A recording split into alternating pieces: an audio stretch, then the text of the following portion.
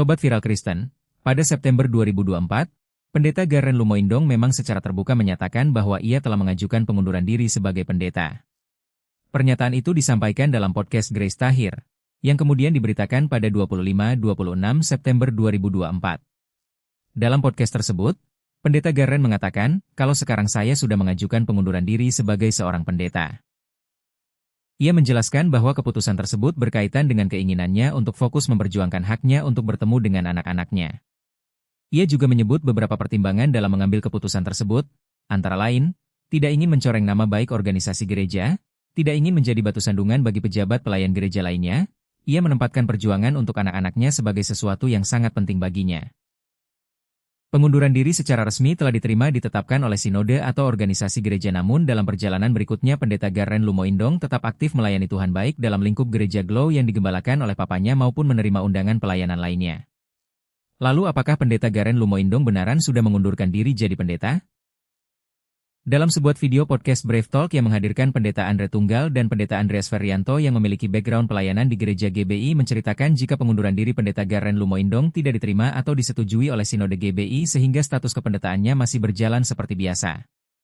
Berikut ini potongan videonya, tapi sebelumnya jangan lupa untuk subscribe channel Viral Kristen ini agar kamu terus mendapatkan berita viral soal dunia kekristenan. Iya, dari GBI itu gereja sinode itu bisa istilahnya mencabut kependetaan seseorang.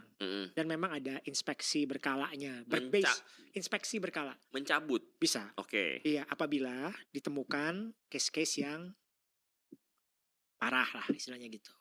Iya dong.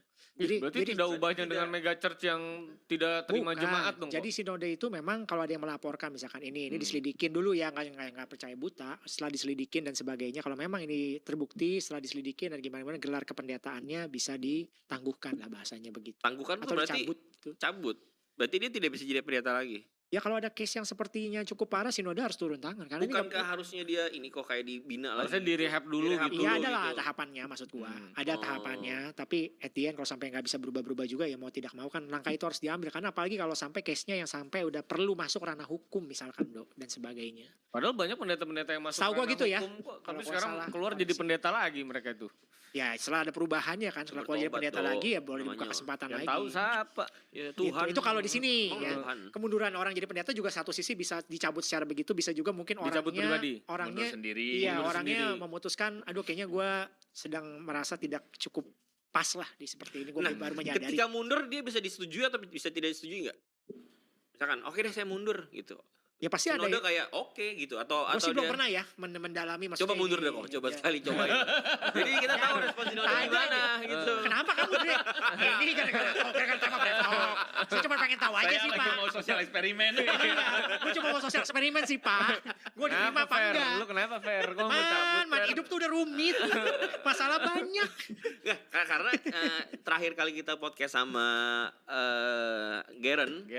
Dia bilang dia lagi mengajukan mundur jadi pendeta. Kalau gua salah ingat iya. Setelah itu dia update di Reelsnya, dia tetap jadi pendeta karena tidak diberikan izin untuk mundur gitu. Yes. Iya mungkin juga bisa kan dilihat lagi di case by case-nya dilihat man. Kenapa ya? Apa gerejanya takut boroknya kebuka jadi kamu tidak boleh mundur, kamu buka mulut lagi gitu. Tidak ngerti. Itu kalau dari sisi kita nih yang gua paham ya, mungkin dari Bro Andre punya POV tempat-tempat lain. Dia kan gereja 360 ya. Iya 360. 360 gereja gua. Pala muter. Jadi kok setahu gua yang bersangkutan tersebut tidak di GBI, setahu gua. Oh memang tidak? Memang tidak kan? Memang tidak. Bersangkutan yang kita omongin tadi tidak. Ya, Apakah saya masih tetap jadi pastor di gereja kamu? Kalau sekarang saya sudah mengajukan pengunduran diri sebagai pendeta. Kenapa? Karena saya mau fokus kepada perjuangkan hak saya untuk bertemu anak-anak saya yang dijamin Undang-Undang Indonesia dan juga dijamin Undang-Undang Australia. Alright. Nah, saya keluar dari kependetaan itu karena saya lihat gini, pendeta itu bukan sebuah pekerjaan tapi panggilan. Okay. It's a calling gitu. Like if you're a businessman, wherever you're placed, you're gonna make money gitu.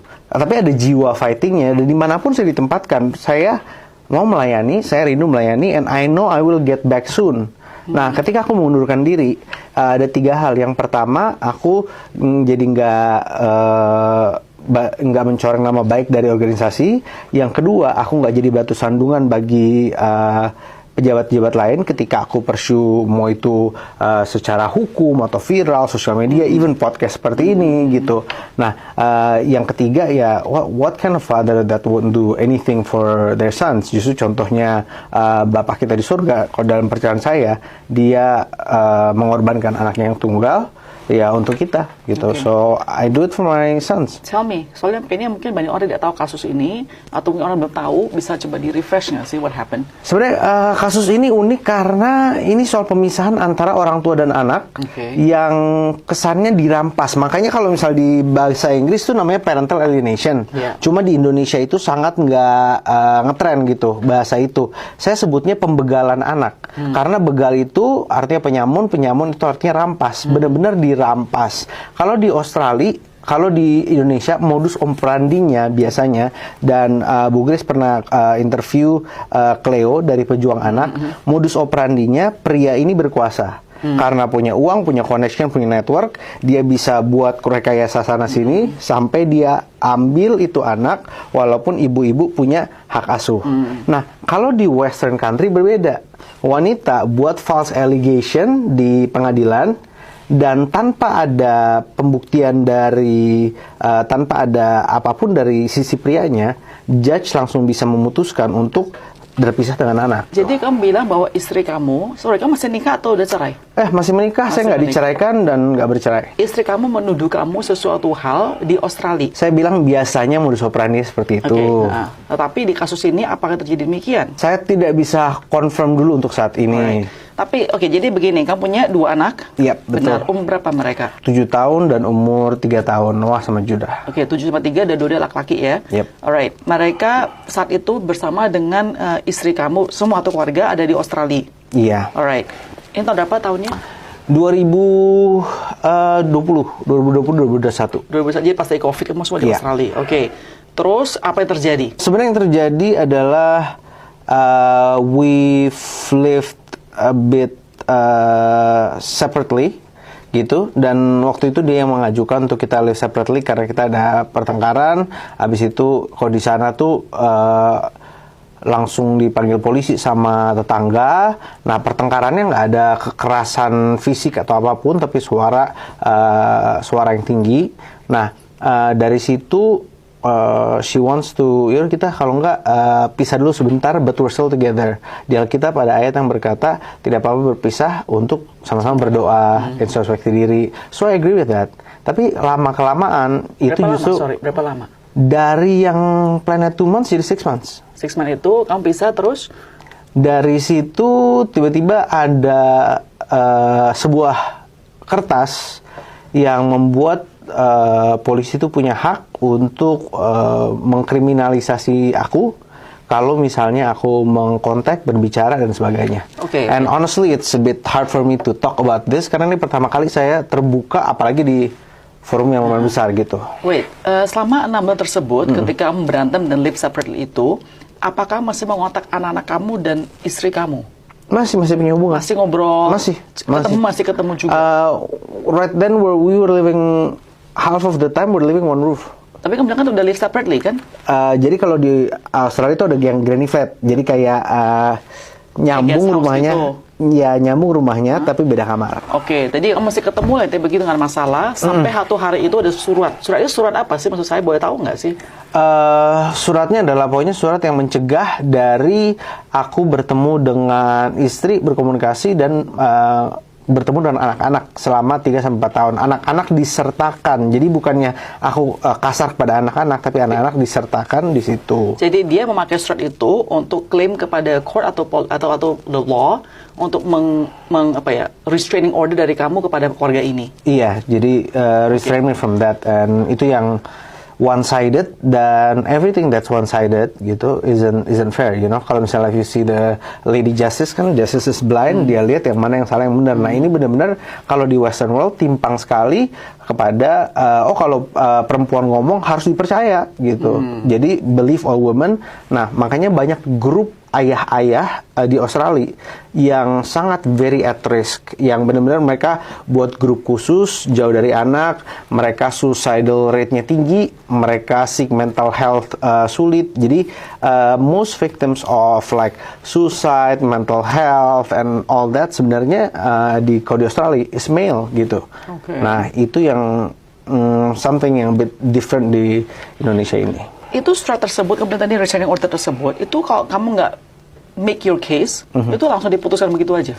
Kamu nggak bisa gini loh, appeal atau deny or whatever, itu nggak bisa. Bisa appeal if I use a lawyer, if I have enough money untuk sewa Australian law practitioner. But you do have money, to be honest. I mean, you're not poor. Honestly, back then I was poor. I had to live in my car for a few days. I had to live in people's houses, live on sofas, because... Sorry, kamu kan di Australia, mana bisa bilang poor banget maksud saya? Because when I lost my family, everything goes to the family, and I lost everything. How about your father? Kan your father not poor. Now Let's put it that way. that's another story. But it's linked gitu maksud saya gitu loh. Kenapa kamu nggak pakai lawyer juga untuk appeal? Maksud saya itu pertanyaan saya. Why? Because beda approach antara Gen X sama my age. Oke, gimana? Tell me. Beda approach di mana kalau di Indonesia hukum itu untuk fight, untuk bercerai, kalau di Australia hukum itu untuk kita duduk mediasi, untuk kita ngobrol berdua. Alright, jadi tapi kamu ada mediasi juga ternyata kan? Karena aku nggak disetujui pakai lawyer, aku nggak di-fund pakai lawyer, dan aku nggak di-fund selama di Australia. Oke, ketika news ini terjadi kan pasti kan ayah kamu tahu kan apa yang terjadi, pasti nggak sih? Apa advice dia kepada kamu saat itu? Go home. Go home. To Indonesia. Tanpa anak-anaknya. Yeah. Terus apa dia punya strategi? Cuma go home aja begitu? Have faith that God will open the way. That's all. Dia nggak pernah offer bilang, okay, I'll find a lawyer, we go back to Australia, bla bla bla, nggak ada. Oke, jadi itu tuh udah apa? 3 years ya, 3 tahunan. Kamu sampai hari ini sejak keluar restraining order tersebut belum pernah kontak sama anak-anak kamu, benar? Kontak, ngeliat foto, yang anak kedua aku bahkan nggak tahu nama aku, nggak kenal papanya siapa. It's really hard. Yeah, of course, I'm sure. And kamu pernah coba nggak sih kontak istri kamu juga tidak Kalau aku kontak itu against the law. Against the law, dan aku langsung di-charge with a crime. Boleh nggak? Very serious. Oh, boleh nggak misal contohnya keluarga kamu yang kontak istrinya kamu? Sampai sekarang masih ada hubungan itu. Gitu. Tapi? Tetapi tidak ada progres antara hubungan aku dan anaknya gitu. But my family is free to contact them, but still ada di ordernya satu yang bilang bahwa kalau aku pass on a message, nah itu langsung aku di-charge with a crime. Selama proses 3 tahun ini, sebetulnya apa sih tujuan istri kamu? Oh, you have to ask her. Maksudnya, what does she want actually? If she wants a divorce, if she wants a divorce, udah terjadi. Jadi bukan divorce dong? I have no idea. That's why ini aku udah belajar Alkitab 4 tahun. Kita sekolah belajar Alkitab 4 tahun. Setelah itu aku punya komentari 8.000 buku untuk belajar ekspositori dari setiap ayat-ayat. Sampai hari ini aku nggak ngerti perempuan. Oke. Alright. Oke. Jadi kamu nggak tahu lah intinya istri kamu tuh sebetulnya pengen apa? Nggak tahu.